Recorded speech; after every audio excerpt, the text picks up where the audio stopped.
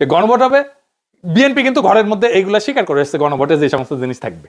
এই গণভোটে হ্যাঁ বা না ভোট দিতে হবে। হ্যাঁ ভোট দিলে কি কি পাবেন? আপনি 12টা জিনিস পাবেন। 12টা কিভাবে আগামী রাষ্ট্র চলবে সেটা ঠিক করতে পারবেন। কি কি সেটা একটা একটা করে বুঝে দেখি, শুনেন মন দিয়া। আপনি কি এমন একটা বাংলাদেশ চান যেখানে তত্ত্বাবধায়ক সরকার, নির্বাচন কমিশন, সরকারি কর্ম কমিশন মানে যেটাকে পিএসসি বলা হয়, এটা গঠনে সরকারি দল এবং বিরোধী দল একত্রে কাজ করবে?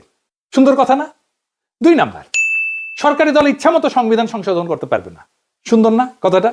3 নাম্বার, সংবিধানের গুরুত্বপূর্ণ পরিবর্তনের ক্ষেত্রে গণভোটের বিধান চালু হবে। সুন্দর না? আমরা সবাই মিলে ভোট দিয়ে ঠিক করব। 4 নাম্বার, বিরোধী দল থেকে ডেপুটি স্পিকার এবং গুরুত্বপূর্ণ সংসদীয় কমিটি সমূহের সভাপতি নির্বাচিত হবেন বিরোধী দল থেকে। সুন্দর না? যত মেয়াদী হোক কেউ সর্বোচ্চ 10 বছরের বেশি প্রধানমন্ত্রী থাকতে পারবে না। সংসদের নারীর প্রতিনিধিত্ব পর্যায়ক্রমে বাড়বে। ক্ষমতার ভারসাম্য প্রতিষ্ঠার জন্য পার্লামেন্টে একটা উচ্চ কক্ষ গঠিত হবে। দেশের বিচার ব্যবস্থা স্বাধীনভাবে কাজ করবে। সুন্দর কথা না? আপনার মৌলিক অধিকারের সংখ্যা বাড়বে। কি রকম একটা মৌলিক অধিকার হইতেছে, ইন্টারনেট সেবা কখনো বন্ধ করা যাবে না, এটাকে মৌলিক অধিকার হিসেবে ঘোষণা দিবে। তার হাসিনা এটা বন্ধ করে দিছিল। দণ্ডপ্রাপ্ত অপরাধীকে রাষ্ট্রপতি ইচ্ছা মতো ক্ষমা করতে পারবে না। ফাঁসি দিলেও তো ক্ষমা করে দেয়, জেল দিলেও ক্ষমা করে দেয়। রাষ্ট্রপতি এবং প্রধানমন্ত্রী ক্ষমতার মধ্যে ভারসাম্য থাকবে। রাষ্ট্রভাষা বাংলার মর্যাদার পাশাপাশি অন্যান্য জাতিগোষ্ঠীর ভাষাও সাংবিধানিকভাবে স্বীকৃত হবে। সব সুন্দর কথা না? 12টা কথা। হ্যাঁ ভোট দিলে সবগুলো পাবেন, এই যতগুলো আছে সবগুলো। না ভোট দিলে কিছুই পাবেন।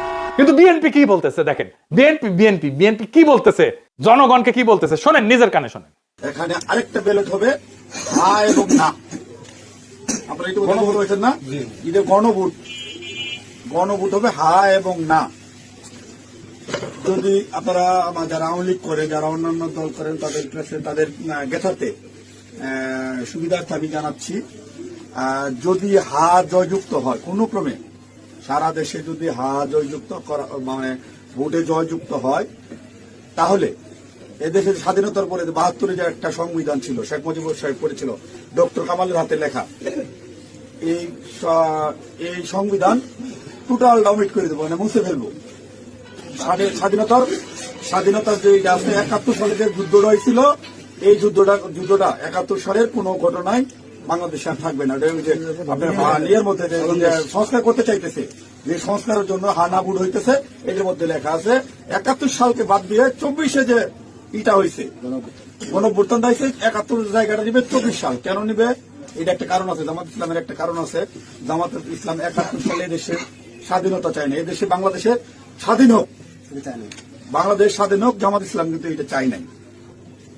যারা আওয়ামী লীগ করেন তারা একটু